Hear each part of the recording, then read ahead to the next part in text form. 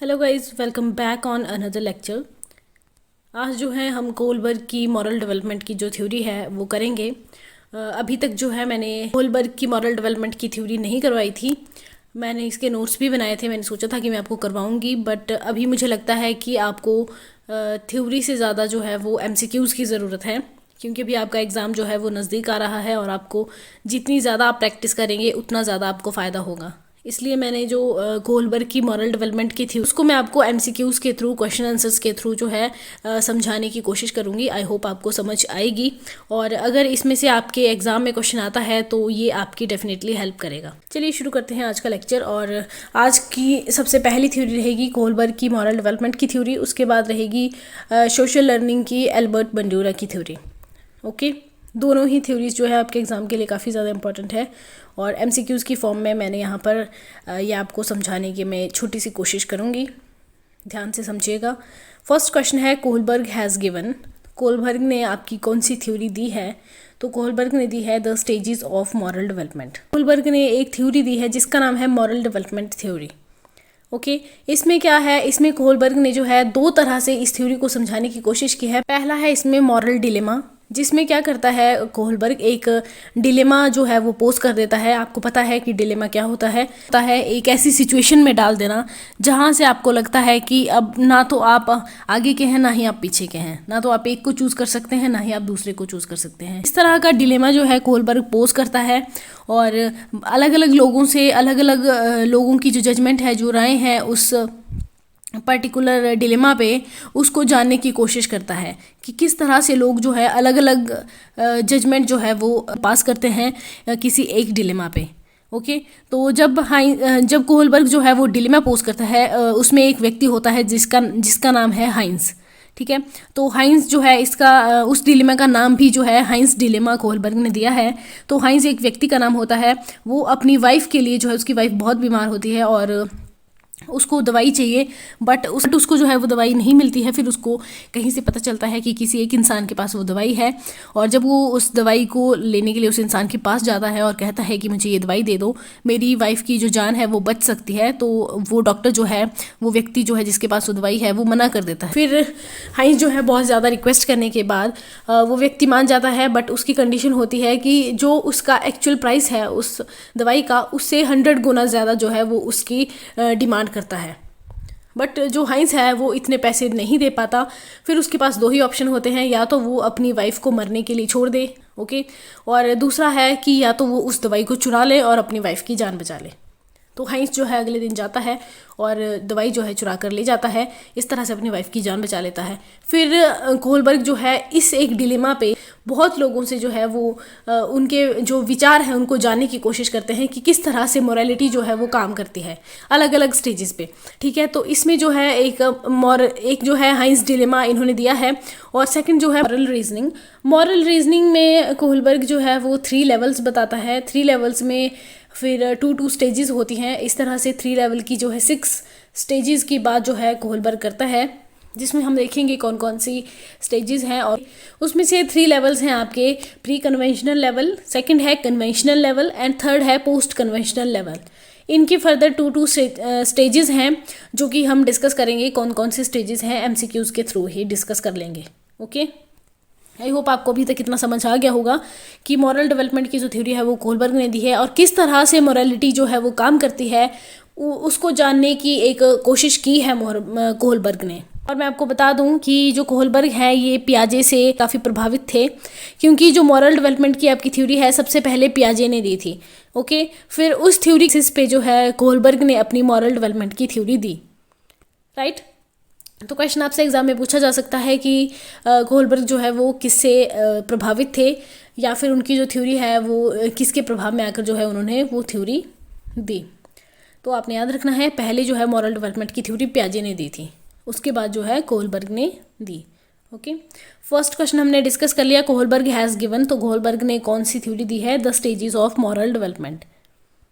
Next हम देखते हैं, नेक्स्ट क्वेश्चन है आपका, according to Kohlberg a teacher can instil moral values in children bye.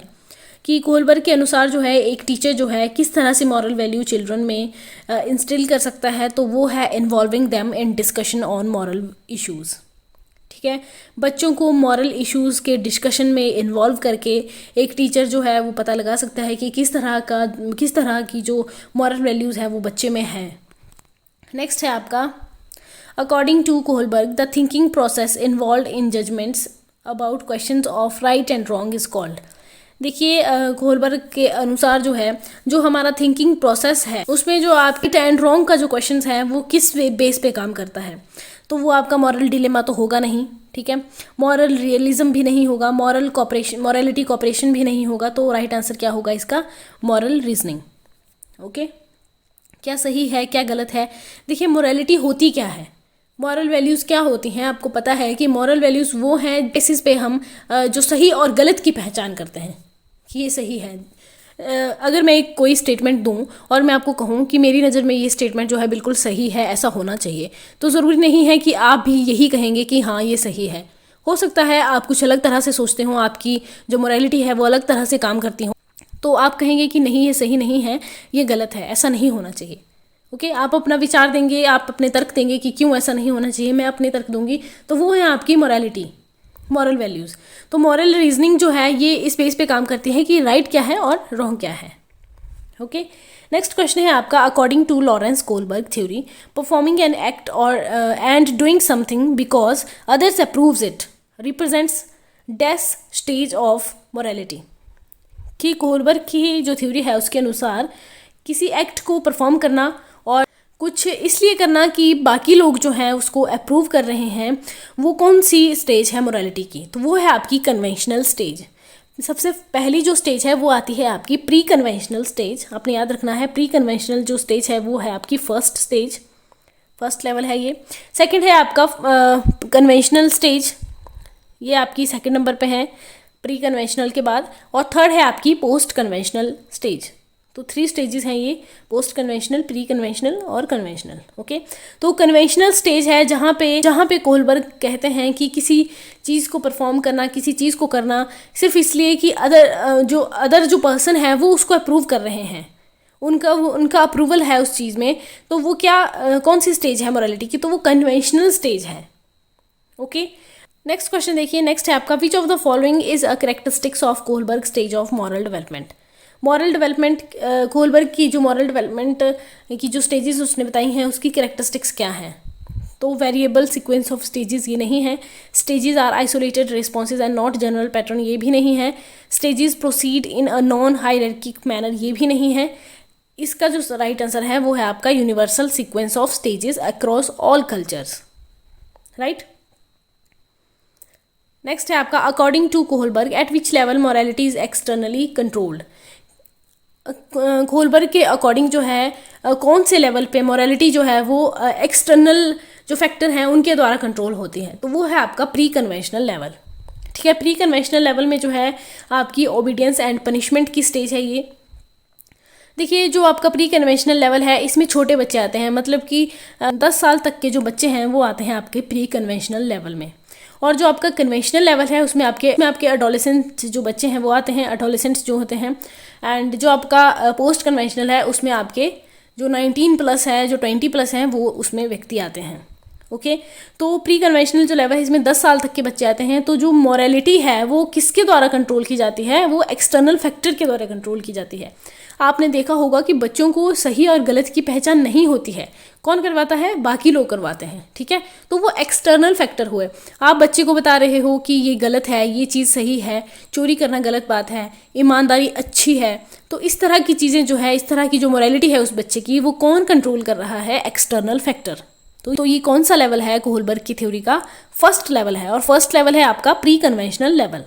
I hope इतना आपको समझ आ गया होगा। नेक्स्ट है आपका, according to Kohlberg the level in which child's morality is controlled by fear of punishment is called. देखिए मैंने अभी आपको बताया कि जो प्री कन्वेंशनल लेवल है आपका, ये आई थिंक आपका प्री कन्वेंशनल होना चाहिए। आप एक बार चेक कर लीजिएगा, या फिर मैं आपको सही आंसर जो है इसका पिन कर दूंगी कमेंट सेक्शन में, क्योंकि मुझे इसमें डाउट लग रहा है थोड़ा, बाकी आप देख लीजिएगा। नेक्स्ट क्वेश्चन देखते हैं। नेक्स्ट है आपका, Kohlberg theory of development is concern with. Kohlberg की जो डेवलपमेंट की थ्योरी है मॉरल डेवलपमेंट की, वो किससे कंसर्न है, वो है आपकी लैंग्वेज डेवलपमेंट से। ये भी आपने क्वेश्चन याद रखना है। नेक्स्ट है which of the following is the first stage of Kohlberg 6 stages of moral development. तो 6 स्टेजेस बताई हैं मॉरल डेवलपमेंट की और 3 लेवल्स बताए हैं, राइट। तो इनमें से पहली स्टेज जो है वो कौन सी है ये पूछता है। तो मैंने आपको 3 लेवल्स बता दिए, pre conventional level, conventional level and post conventional level. Okay, इनकी फर्दर 2 स्टेजेस हैं और जो फर्स्ट स्टेज है, फर्स्ट लेवल की जो फर्स्ट स्टेज है वो है आपकी obedience and punishment. Obedience and punishment जो है वो आपका फर्स्ट स्टेज है। सेकंड है, नेक्स्ट क्वेश्चन है आपका, according to Kohlberg good boy good girl orientation indicates. जो गुड बॉय और गुड गर्ल ओरिएंटेशन है वो आपकी थर्ड स्टेज है। मतलब कि आपका जो सेकंड लेवल है कन्वेंशनल लेवल, उसकी फर्स्ट स्टेज है आपकी good boy and nice girl. Okay, तो इसका राइट आंसर क्या होगा, ये है आपका कन्वेंशनल मोरालिटी। कन्वेंशनल क्या है, कन्वेंशनल आपका सेकंड लेवल है। फर्स्ट है आपका प्री कन्वेंशनल, सेकंड है कन्वेंशनल, थर्ड है पोस्ट कन्वेंशनल। तो जो आपका कन्वेंशनल जो लेवल है उसकी स्टेजेस हैं ये good boy and good girl orientation, right. Next है which of the following is a stage of moral development proposed by Lawrence Kohlberg. इनमें से कौन सी स्टेज जो है मॉरल डेवलपमेंट की लॉरेंस कोहलबर्ग ने प्रपोज की है, तो वो है द सोशल कॉन्ट्रैक्ट ओरिएंटेशन। आपका Kohlberg's idea of moral development has dash levels. Kohlberg की जो आइडिया है मॉरल डेवलपमेंट का उसके कितने लेवल्स हैं, अभी हमने डिस्कस किया 3 लेवल्स हैं, 6 जो हैं वो आपकी स्टेजेस हैं। ओके, तो कितने लेवल्स हैं इसमें, 3 लेवल्स हैं। नेक्स्ट है who among the following first gave the theory of moral development. सबसे पहले मॉरल डेवलपमेंट की जो थ्योरी है वो किसने दी थी, तो मैंने शुरू में ही आपको बताया था कि पियाजे ने जो है वो मॉरल डेवलपमेंट की सबसे पहले थ्योरी दी थी। उसके बाद उनसे प्रभावित होकर जो है कोहलबर्ग ने अपनी मॉरल डेवलपमेंट की थ्योरी जो है वो प्रपोज की। ओके, तो फर्स्ट इसका राइट आंसर होगा ए, पियाजे। नेक्स्ट क्वेश्चन है dash describes the child as a moral philosopher. Moral philosopher किसने कहा है बच्चों को, तो मॉरल फिलोसोफर जो है वो कोहलबर्ग ने कहा है। नेक्स्ट है आपका एल्बर्ट बंडूरा की थ्योरी स्टार्ट हो गई है। एल्बर्ट बंडूरा जो है इन्होंने सोशल लर्निंग की थ्योरी दी है और काफ़ी ज़्यादा इंपॉर्टेंट है, ये भी हमने शायद डिस्कस नहीं की है। देखिए इन क्वेश्चंस को खुद से भी सॉल्व करने की कोशिश कीजिए, डायरेक्ट आंसर पे मत जाइए, थोड़ा खुद क्वेश्चन पढ़ के थोड़ा खुद दिमाग लगा लिया कीजिए कि इसका सही आंसर क्या हो सकता है। और अगर आपको वीडियो यूज़फुल लगे तो मुझे कमेंट सेक्शन में ज़रूर बताइएगा और मैं ऐसी ही और वीडियो आपके लिए लेकर आऊँगी जब तक कि आपका HP टेट का जो एग्ज़ाम है वो ख़त्म नहीं हो जाते हैं, भले ही वो मेडिकल वाले हों चाहे नॉन मेडिकल, चाहे वो आर्ट्स के हों स्टूडेंट्स, ठीक है, सभी के लिए ये इक्वली इंपॉर्टेंट है। साइकोलॉजी का जो सेक्शन है वो सभी के लिए इक्वली इंपॉर्टेंट रहता है। तो नेक्स्ट क्वेश्चन जो है वो शुरू करते हैं और नेक्स्ट है एल्बर्ट बंडूरा की सोशल लर्निंग थ्योरी। तो फर्स्ट क्वेश्चन है Albert Bandura is associated with which of the following. तो हमने देख लिया सोशल लर्निंग थ्योरी जो है इन्होंने दी है। नेक्स्ट क्वेश्चन है who was the propounder of observational learning. तो इन्होंने जो है एल्बर्ट बंडूरा ने ऑब्जर्वेशनल लर्निंग की बात की है। इन्होंने कहा है कि बच्चे जो है चीज़ों को ऑब्जर्व करते हैं और उस तरह से जो है उनकी लर्निंग होती है, उस तरह से बच्चे सीखते हैं। इन्होंने कहा है कि अगर एक बच्चा एक फैमिली में है और फैमिली में अगर 2 लोग लड़ाई झगड़ा कर रहे हैं तो बच्चे पे जो है उसका असर होता है, क्योंकि बच्चा जो है वो ऑब्जर्वर है, वो ऑब्जर्व करता है चीज़ें और ऑब्जर्वेशन के थ्रू जो है उसकी लर्निंग होती है, राइट। अगर परिवार में कोई सदस्य जो है वो गाली देता है तो बच्चे को तो नहीं पता है कि ये गाली है, बट बच्चा भी उसी इंसान को इमिटेट करता हुआ वो वर्ड बोलेगा जो कि किसी ने गाली के रूप में दिए हैं, ठीक है। तो इस तरह से बच्चे जो हैं ऑब्जर्वेशनल लर्निंग के थ्रू जो है वो बच्चे सीखते हैं। तो ये ऑब्जर्वेशनल जो लर्निंग है इसके प्रोपाउंडर कौन है, तो वो भी आपके एल्बर्ट बंडूरा है। नेक्स्ट क्वेश्चन है theory of social learning emphasises on which of the following factors. Social learning की जो थ्योरी है वो किस फैक्टर पे आधारित है, तो सोशल लर्निंग से बच्चे जो है वो ज़्यादा सीखते हैं। सोशल लर्निंग की जो थ्योरी है वो है आपकी नर्चर। मैंने पिछली एक वीडियो में नेचर और नर्चर पे बात की थी। तो यहाँ पर जो नेचर है वो आपका एनवायरनमेंट नहीं है, ओके। यहाँ पे आपका नर्चर है, इसका मतलब जो है आपका प्रकृति है, आपका एनवायरनमेंट है। तो जो सोशल लर्निंग थ्योरी है वो आपकी एनवायरनमेंट जो फैक्टर है, नर्चर जो फैक्टर है उस पर आधारित है। आपने याद रखना है नेचर यहाँ पर जो है वो एनवायरनमेंट के लिए यूज़ नहीं किया गया है। नेचर जो है आपका हेरिडिटी के लिए यहाँ पर यूज़ होता है और नर्चर जो है आपका साइकोलॉजी में एनवायरनमेंट के लिए यूज़ होता है, ओके। नेक्स्ट क्वेश्चन है which of the following is a process in the social observational learning theory of Bandura. जो बंड्यूरा की सोशल ऑब्जर्वेशनल लर्निंग थ्योरी है वो इनमें से वो किस पर बेस्ड है। तो देखिए जो एल्बर्ट बंड्यूरा है इन्होंने जो ऑब्जर्वेशनल लर्निंग है उसके लिए 4 फैक्टर्स बताए हैं।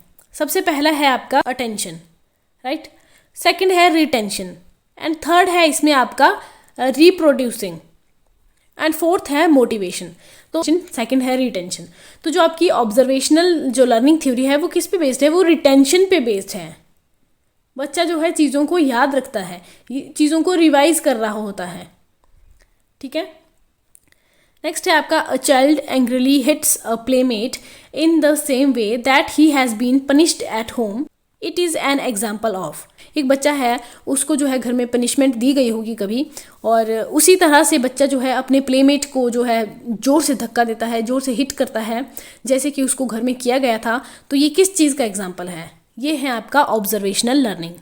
बच्चे ने क्या किया, पहले बच्चे ने घर में देखा, ठीक है, बच्चे को घर में पनिशमेंट मिली होगी और पनिशमेंट के रूप में बच्चे को धक्का दिया गया होगा, हिट किया गया होगा घर वालों के थ्रू, और उस तरह से घर वालों ने अपना गुस्सा निकाला होगा, कुछ किया होगा। तो बच्चे ने क्या किया, वो चीज़ देखी, बच्चे ने ऑब्जर्व कर ली, ठीक है, और सेम वैसे ही गुस्से में आकर बच्चे ने अपने प्लेमेट को हिट कर दिया। तो ये कौन सी लर्निंग है, ये आपकी ऑब्जर्वेशनल लर्निंग है। बच्चा घर से सीख कर आया है ये चीज़ें, ओके। नेक्स्ट है आपका the ability to learn by observing a model or receiving instruction without reinforcement is called. सीखने की वो क्षमता जिसमें आप एक मॉडल को ऑब्जर्व करते हैं और इंस्ट्रक्शंस को रिसीव करते हैं विदाउट रीइंफोर्समेंट के, वो क्या कहलाती है, वो कहलाती है आपकी सोशल लर्निंग। आपको कोई सिखा नहीं रहा है, आपको कोई इंस्ट्रक्शंस नहीं दे रहा है, फिर भी आप चीज़ें जो है एक मॉडल को ऑब्जर्व करके सीख रहे हैं, तो वो कौन सी लर्निंग है, वो है आपकी सोशल लर्निंग, राइट। नेक्स्ट है आपका according to Albert Bandura 4 conditions are necessary in observational learning, the right sequence of these conditions. देखिए जो अभी हमने ये डिस्कस किया कि ऑब्जर्वेशनल लर्निंग के लिए बंड्यूरा ने 4 कंडीशंस बताई हैं, 4 फैक्टर्स बताए हैं, और वो कौन कौन सी थी, attention, retention, reproduction and motivation, okay.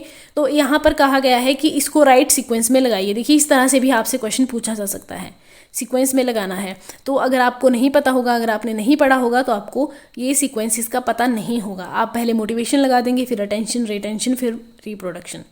But सबसे पहला जो इसमें कंडीशन थी, जो फैक्टर था, वो था आपका अटेंशन। अटेंशन के बाद रिटेंशन, फिर रिप्रोडक्शन एंड लास्ट में मोटिवेशन, ओके। तो ये था हमारा आज का लेक्चर। आई होप आपको पसंद आया हो। पसंद आया होगा तो लाइक कर देना, और जिनका भी आपका HP टेट का एग्ज़ाम है उनके साथ शेयर कीजिएगा, सबकी हेल्प कीजिएगा। एंड मैं ऐसी ही आपके लिए और भी MCQs की वीडियोस लाती रहूँगी, साइकोलॉजी पे भी, और भी सब्जेक्ट्स हैं, जैसे कि आपका जनरल स्टडीज़ का पोर्शन है जिसमें आपके HP TET, history, polity, geography, बाकी सारी चीज़ें रहती हैं। उन पे भी आपको ऐसे क्वेश्चन आंसर के फॉर्म में मैं आपके लिए और वीडियोस लेकर आऊँगी। तो बने रहिए मेरे चैनल पर, और जो भी चैनल पर नया है वो सब्सक्राइब करना ना भूलें, और बेल आइकन को प्रेस करना बिल्कुल मत भूलिएगा, ताकि आपको मेरी आने वाली वीडियोज़ की नोटिफिकेशन सबसे पहले मिल सके। और मिलते हैं अगली वीडियो में, तब तक के लिए बाय बाय, टेक केयर।